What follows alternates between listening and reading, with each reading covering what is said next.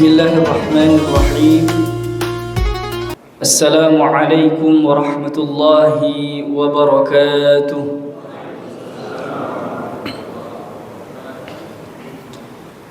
Alhamdulillah. Alhamdulillahi wa kafa. Wassalatu wassalamu ala an-nabiyil mustafa وعلى آله وأصحابه أهل الصدق والوفاء وبعد قال الله تعالى في كتابه الكريم أعوذ بالله من الشيطان الرجيم بسم الله الرحمن الرحيم إنا أعطيناك الكوثر فصل لربك وانحر إن شانئك هو الأبتر صدق الله العظيم. جماعة مسجد المهاجرين حفظني وحفظكم الله. Alhamdulillah, pada malam hari ini kita semua diberikan kesehatan, kemudahan untuk melangkahkan kaki kita dan mengayunkan tangan kita ke rumah Allah dalam rangka melaksanakan ibadah salat maghrib berjamaah, dan bersama-sama kita akan mengkaji dan belajar dari ayat-ayat Allah Subhanahu wa taala di dalam Al-Qur'anul Karim.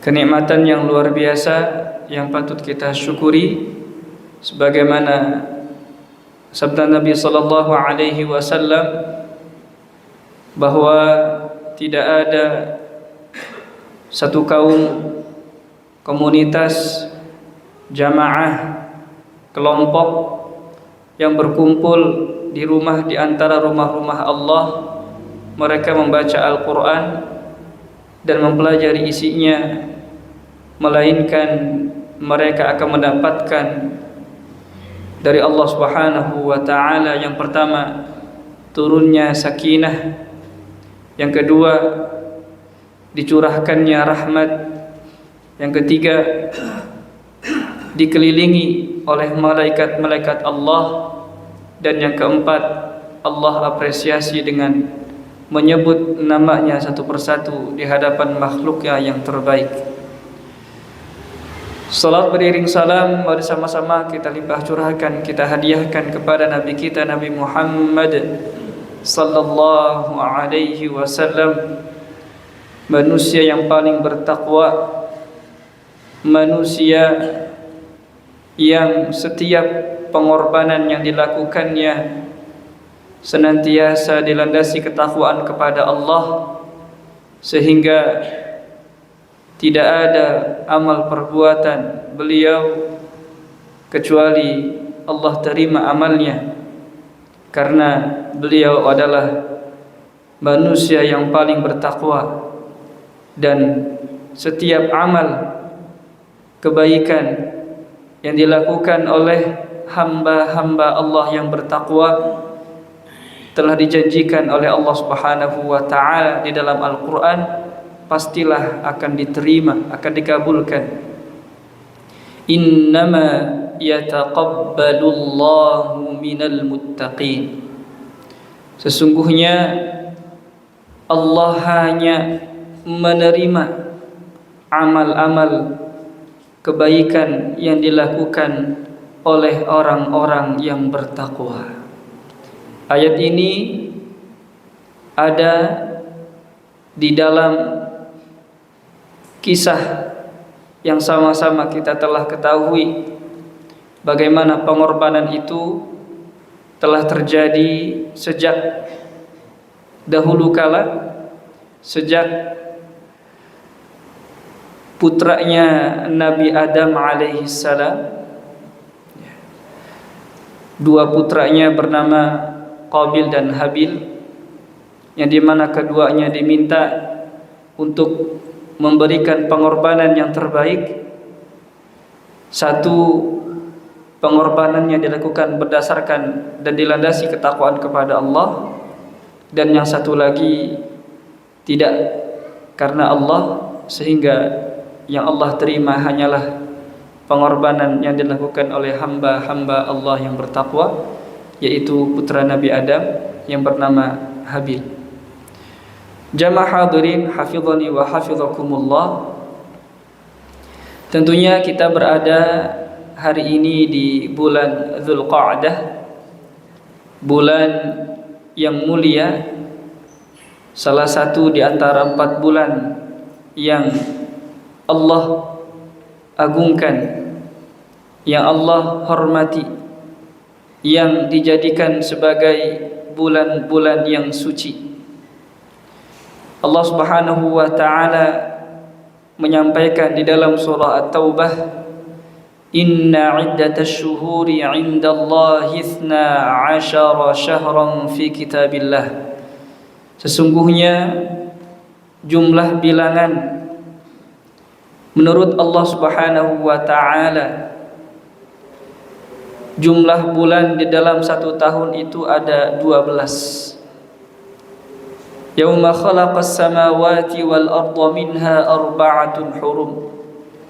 Dan ini telah Allah tetapkan, telah Allah gariskan sejak Allah ciptakan langit dan bumi. Minha arba'atun hurum. Dari 12 bulan itu ada 4 bulan yang mulia, yaitu sebagaimana di dalam hadis sallallahu alaihi wasallam, beliau bersabda, "Thalathun mutawaliyat."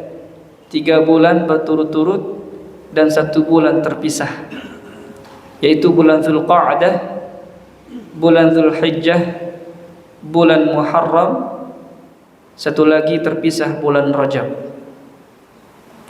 4 bulan yang mulia ini Allah jadikan bulan yang mulia karena tidak ada amal hamba kecuali Allah lipat gandakan. Jika amal itu amal yang baik, maka Allah lipat gandakan.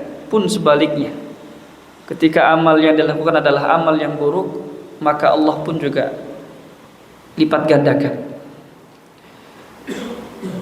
فلا تظلموا فيهن أنفسكم ذلك الدين القيم فلا تظلموا فيهن أنفسكم. Di dalam ayat ini, di dalam surah At-Taubah, Allah tegaskan di dalam 4 bulan ini jangan sekali-kali kita berbuat zalim. Jangan sekali-kali kita berbuat sesuatu yang bukan pada tempatnya, melakukan sesuatu yang jauh dari ridha Allah Subhanahu wa taala, melakukan sesuatu yang dekat dengan murkanya Allah Subhanahu wa taala.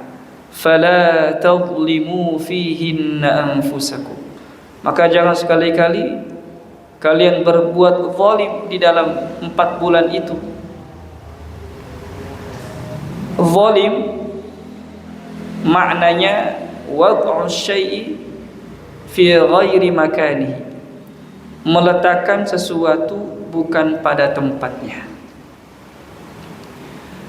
Dan kezaliman yang paling besar adalah ketika yang harusnya menjadikan Allah sebagai satu-satunya Tuhan yang berhak disembah, lalu dia kemudian menyekutukannya. Kezaliman yang paling besar adalah asyirku billah, menyekutukan Allah. Dan ini telah disampaikan oleh ayahanda Luqman kepada putranya ketika beliau menasihati putranya. Allah abadikan di dalam surah Luqman, wa idh qala Luqmanu libnihi wa huwa ya'idhuhu ya bunay la tusyrik billah. Dan ingatlah ketika Luqman berkata, memberikan pelajaran, memberikan nasihat kepada putranya, wahai anakku, jangan sekali-kali kamu menyekutukan Allah dengan apapun itu. Mengapa? Inna syirka la zulmun azim.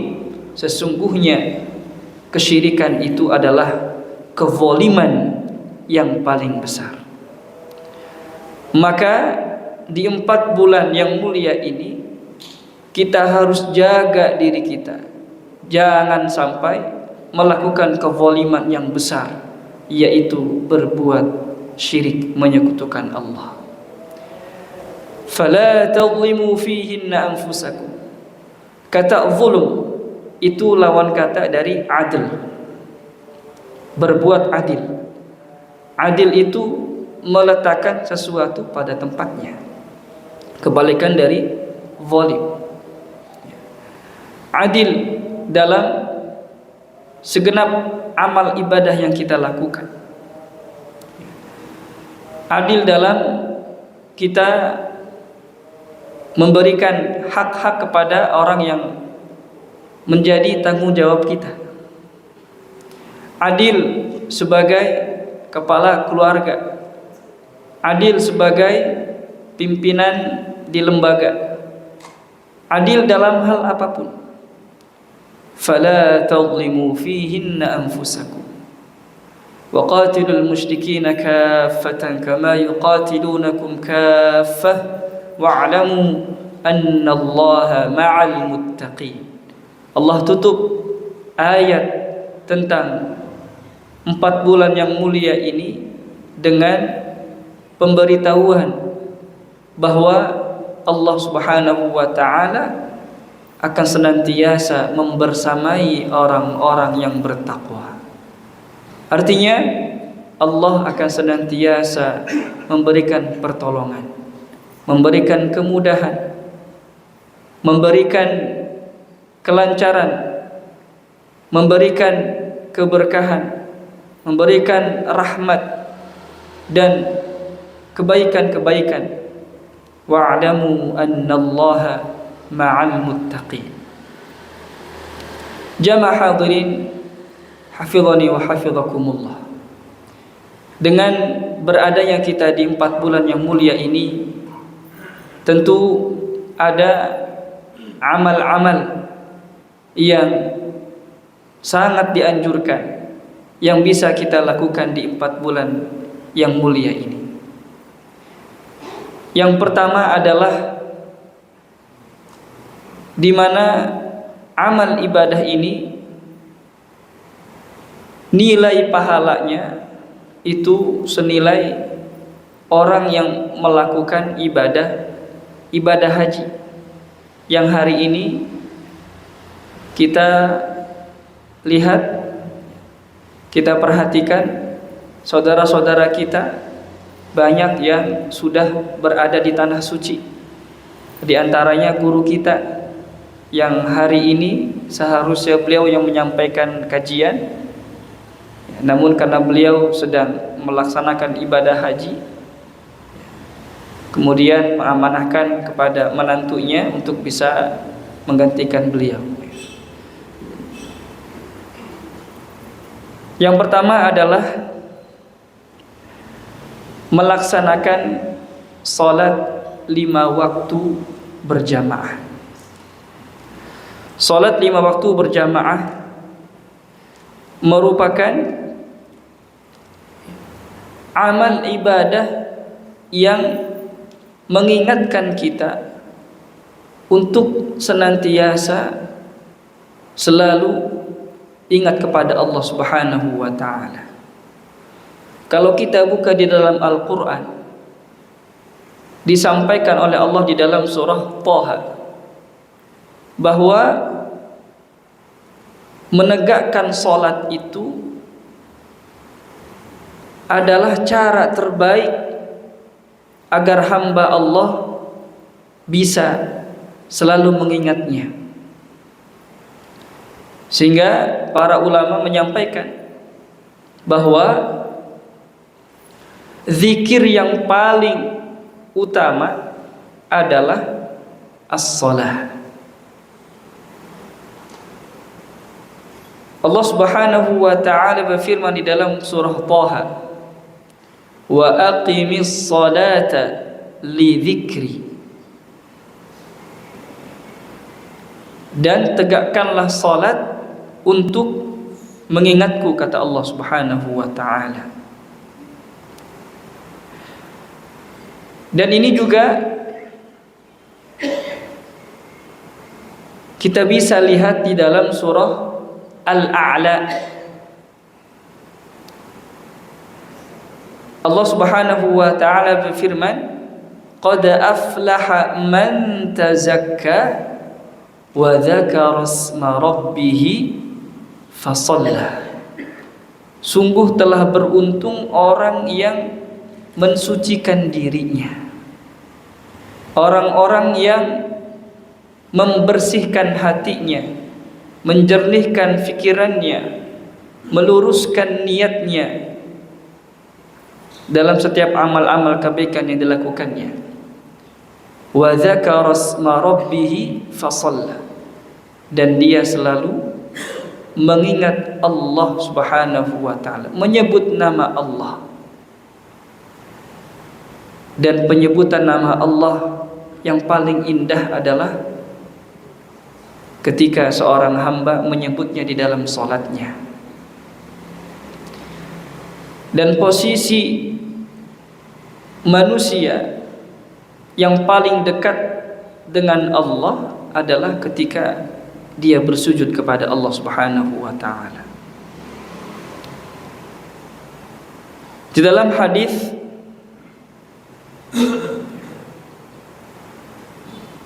Rasulullah sallallahu alaihi wasallam, beliau bersabda, hadis ini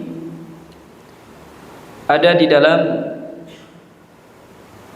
atau diriwayatkan oleh Al-Imam At-Tirmidzi.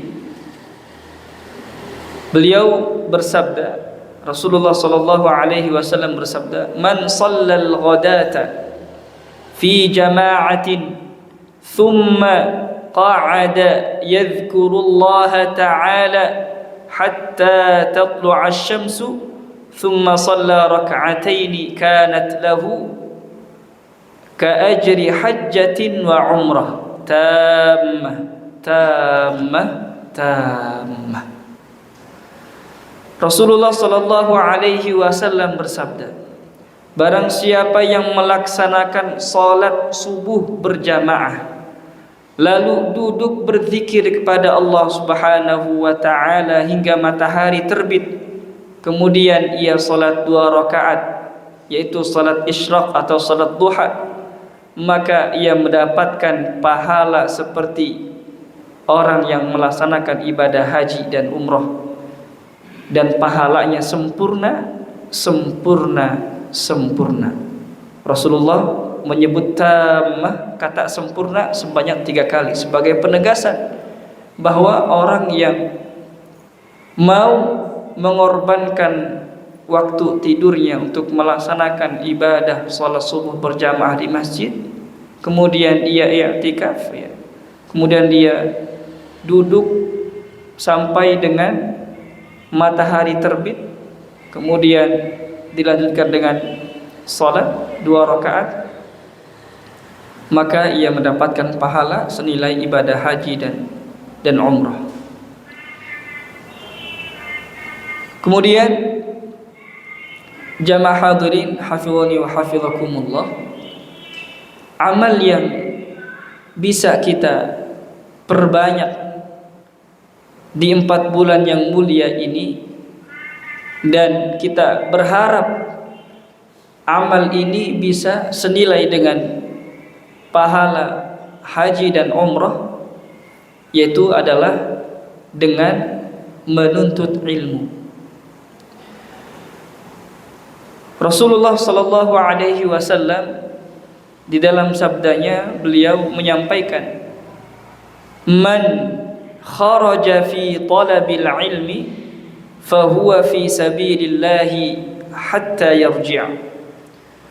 Rasulullah sallallahu alaihi wasallam bersabda, barang siapa yang keluar dalam rangka menuntut ilmu, maka ia berada di jalan Allah hingga ia kembali. Para ulama seperti Ibnu Rajab, beliau menjelaskan bahwa berada di jalan Allah dalam banyak riwayat berarti senilai dengan jihad, dan jihad yang ikhlas bisa setara dengan orang yang melaksanakan ibadah haji. Kemudian amal yang selanjutnya, yang ketiga, yang bisa kita lipat gandakan, kita perbanyak agar kita mendapatkan pahala dan pahalanya senilai ibadah haji adalah birrul walidain, berbakti kepada kedua orang tua. Ketika ada seorang sahabat bertanya kepada Nabi Muhammad sallallahu alaihi wasallam, beliau, sahabat ini, menginginkan untuk berjihad di jalan Allah. Namun kemudian Rasulullah sallallahu alaihi wasallam bertanya kepada sahabat ini, apakah kedua orang tuamu masih hidup?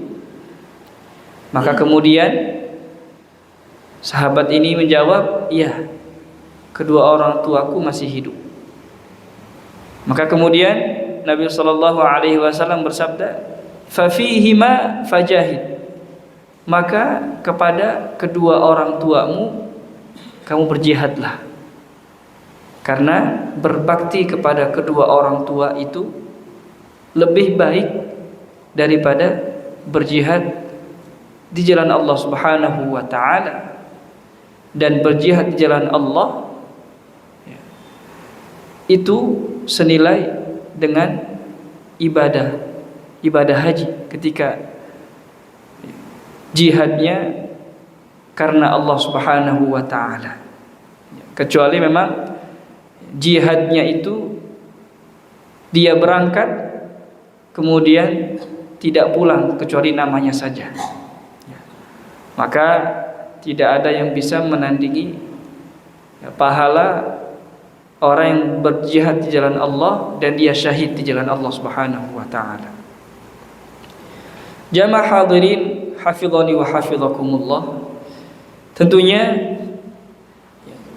kita sekarang menjelang menjumpai bulan Zulhijjah, bulan yang kedua setelah bulan Dzulqa'dah, yang memiliki keutamaan bahwa amal yang dianjurkan di bulan Dzulhijjah adalah melaksanakan puasa di 9 hari pertama bulan Dzulhijjah, dimulai dari tanggal 1 sampai tanggal 9. Kalau masih terasa berat, paling tidak bisa berpuasa di tanggal 9 Dzulhijjah, di mana saudara-saudara kita yang sedang melaksanakan ibadah haji sedang wukuf di Arafah. 9 Dzulhijjah, ya, puasa Arafah.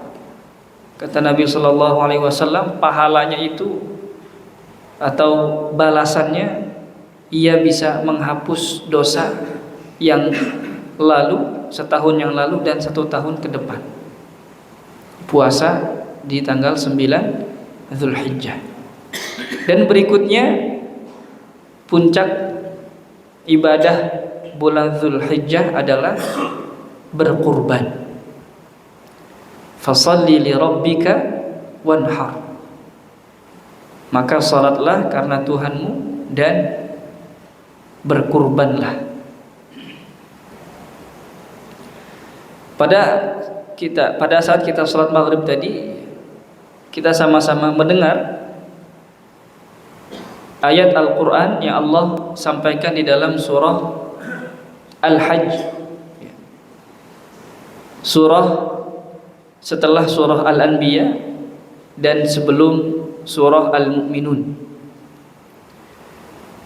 Surah ini dinamakan dengan surah Al-Hajj karena di dalamnya ada perintah Allah Subhanahu wa taala untuk berhaji.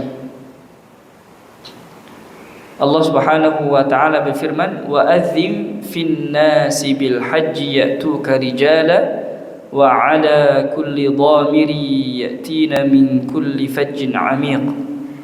Dan serulah manusia untuk mengerjakan haji. Niscaya mereka akan datang kepadamu dengan berjalan kaki atau mengendarai setiap unta. Mereka datang dari segenap penjuru yang jauh. Hari ini alhamdulillah ya, dengan kemajuan teknologi ya, tidak lagi berjalan kaki atau naik unta, tapi bisa ya, naik pesawat dan seterusnya. Surah Al-Hajj ya dinamakan Al-Hajj karena ada ayat di dalam surah ini nomor 27 tentang pemberitahuan kepada manusia, kepada kaum muslimin untuk melaksanakan ibadah haji, merupakan rukun Islam yang kelima. Bagi siapapun yang mampu melaksanakan ibadah haji, maka berhajilah, karena ini menjadi penyempurna keislaman kita. Ya, mudah-mudahan yang belum berhaji Allah berikan rizki yang melimpah sehingga bisa melaksanakan ibadah haji. Di antara syarat berhaji itu al-istita'ah.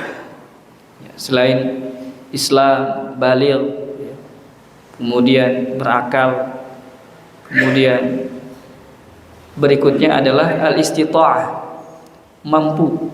Ya, mampu itu dilihat dari 3 hal: kemampuan fisiknya, kemampuan finansialnya, kemampuan dari perjalanan atau keamanannya. Ya.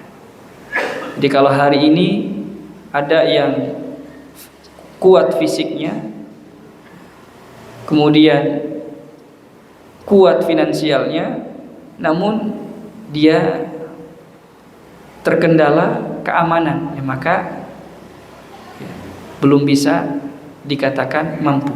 Ya, karena dikatakan mampu ketika 3 hal ini ada. Ada yang kuat fisiknya, aman kondisinya, tapi belum ada uangnya, biayanya.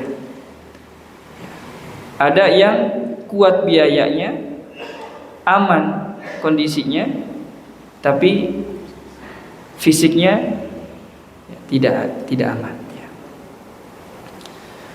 Ya, mudah-mudahan kita semua dimampukan 3 hal tadi. Yang sudah berangkat mudah-mudahan bisa berangkat lagi.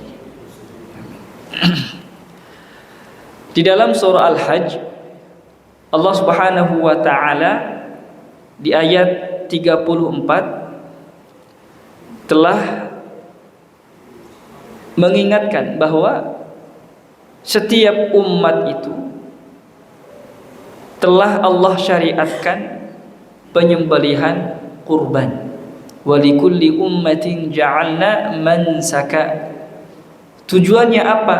Ada syariat penyembelihan kurban itu. Apa tujuan dari berkurban itu? Jadi kalau hari ini ya sudah menyiapkan hewannya, sudah ada gitu ya, atau dananya sudah ada, tinggal belanja hewannya, maka perbaruilah tujuan berkurbannya, bahwa tujuan berkurban itu adalah liyadhkurusmallahi ala ma razaqahum min bahimatil an'am.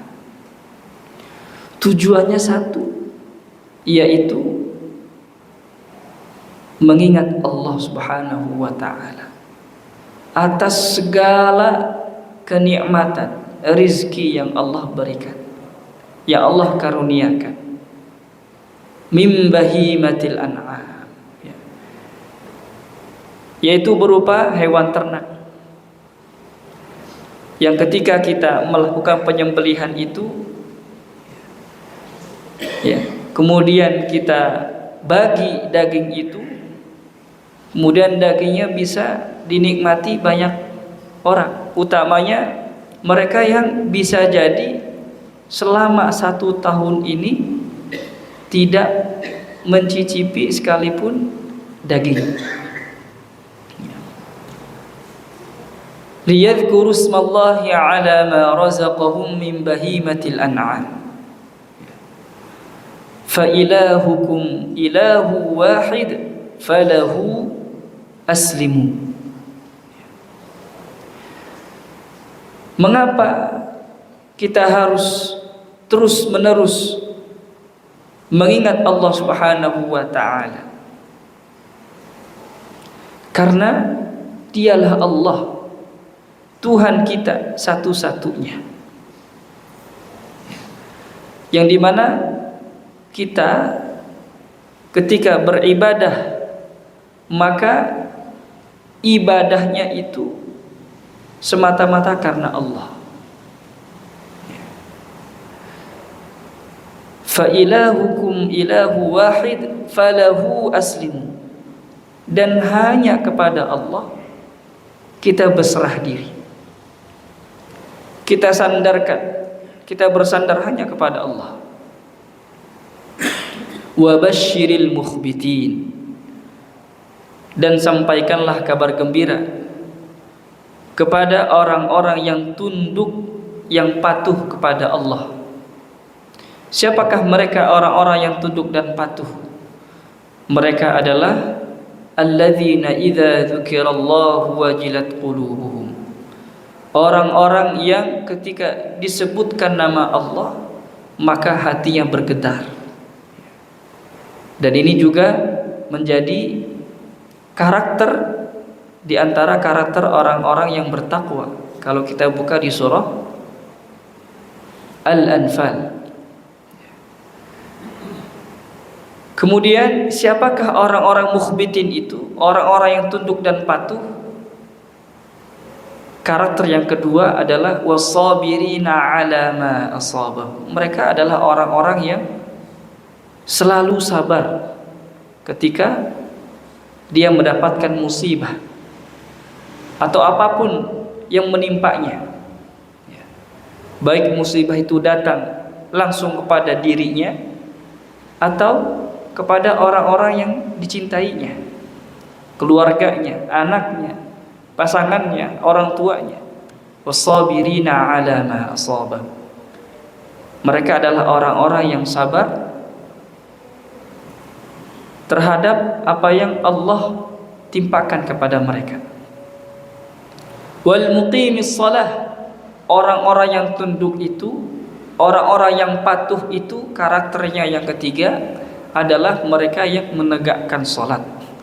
Wa mimma razaqnahum yunfiqun, dan mereka berbagi, berinfak dari karunia yang Allah berikan kepada mereka. Wa mimma razaqnahum yunfiqun.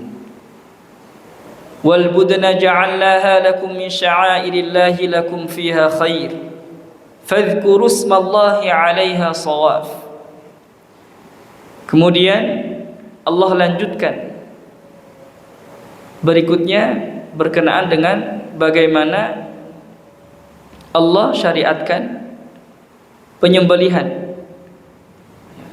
Dan unta-unta kami jadikan untukmu bagian dari syiar agama Allah. Jadi ketika kita melakukan penyembelihan hewan kurban, itulah bentuk kita mengagungkan syiar Allah.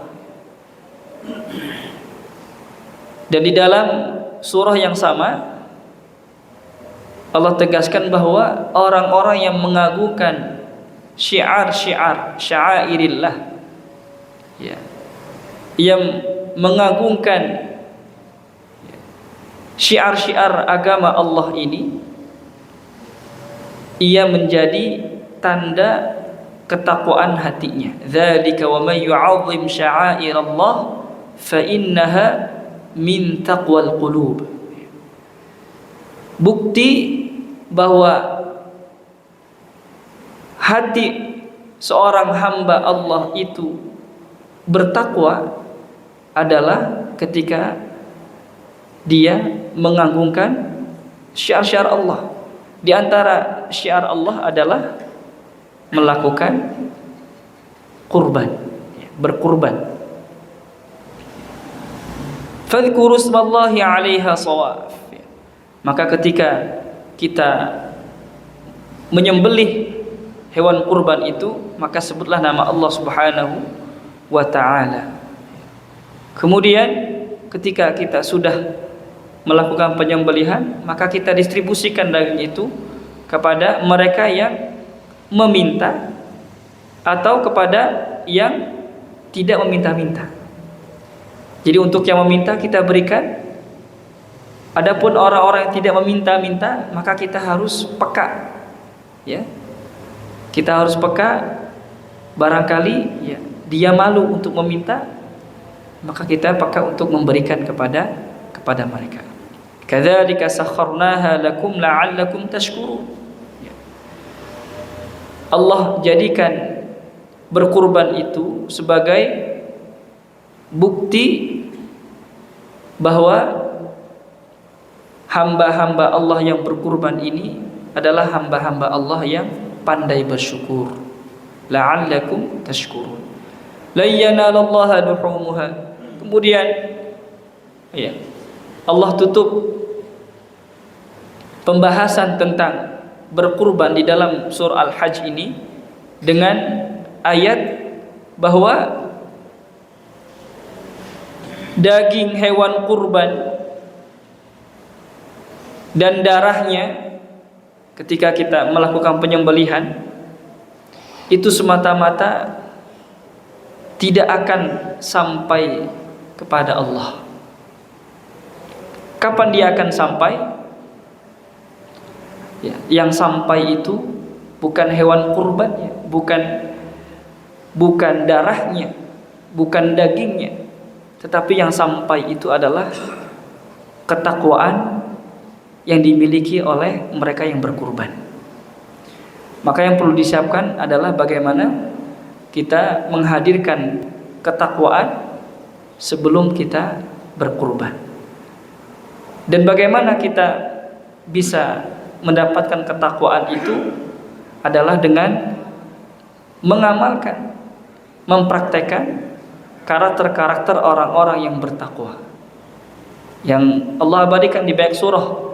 Di dalam surah Al-Baqarah di bagian pertamanya, kemudian di dalam surah Al-Anfal bagian pertamanya, di halaman pertamanya itu Allah jelaskan tentang karakter orang-orang yang bertakwa, termasuk di dalam surah Al-Hajj ini tentang definisi atau karakter orang-orang yang tunduk patuh kepada Allah Subhanahu wa ta'ala. 4 hal: mereka yang senantiasa mengingat Allah dan bergetar hatinya, kemudian dia melaksanakan sholat, kemudian dia sabar ya, dalam menghadapi musibah, kemudian dia wal muqimis shalah wa mimma razaqnahum yunfiqun, dia berbagi dan semua ia niatkan ikhlas karena Allah Subhanahu wa ta'ala. Kadzalika sakharaha lakum litukabbirullaha ala ma hadakum. Bahwa dengan ketakwaan orang yang berkurban, maka orang yang berkurban itu tidak ada niat ketika dia berkurban kecuali karena ia ingin mengagungkan Allah Subhanahu wa taala. Ya. Karena kalau kita lihat sejarahnya, bagaimana pengorbanan ayahanda Ibrahim ketika Allah perintahkan untuk menyembelih putranya Ismail, tujuannya adalah apa? Agar menjadikan Allah sebagai Tuhan satu-satunya yang ia cintai. Tidak ada selain Allah yang ia cintai. Bahkan anaknya sekalipun yang telah lama beliau nanti, sampai kemudian anaknya sudah besar, sudah cukup remaja, dia menjadi anak yang salih, lama-lama dinanti, tapi kemudian Allah perintahkan untuk disembelih. Tujuannya apa? Agar Nabi Ibrahim alaihissalam lulus ujian sebagai kekasihnya Allah Subhanahu wa taala. Dan karena peristiwa inilah di dalam surah As-Saffat disebutkan bahwa Nabi Ibrahim termasuk hamba-hamba Allah yang ikhlas. Kadzalika najzil muhsinin innahu min ibadinal mukhlasin. Demikianlah kami, kata Allah, membalas orang-orang yang berbuat baik, orang-orang yang berbuat ihsan, orang-orang yang totalitas dalam amal baiknya. Innahu min ibadinal mukhlasin. Sesungguhnya Nabi Ibrahim alaihissalam termasuk hamba-hamba Allah yang ikhlas dan hatinya diikhlaskan. Allah jadikan Nabi Ibrahim sebagai kekasihnya. Wattakhadallahu Ibrahim khalila. Allah jadikan Nabi Ibrahim alaihissalam sebagai kekasihnya, dan itu semua karena Nabi Ibrahim begitu besar pengorbanannya, begitu besar cintanya kepada Allah Subhanahu wa taala. Dan mudah-mudahan kita semua yang berkurban, mudah-mudahan Allah terima kurbannya.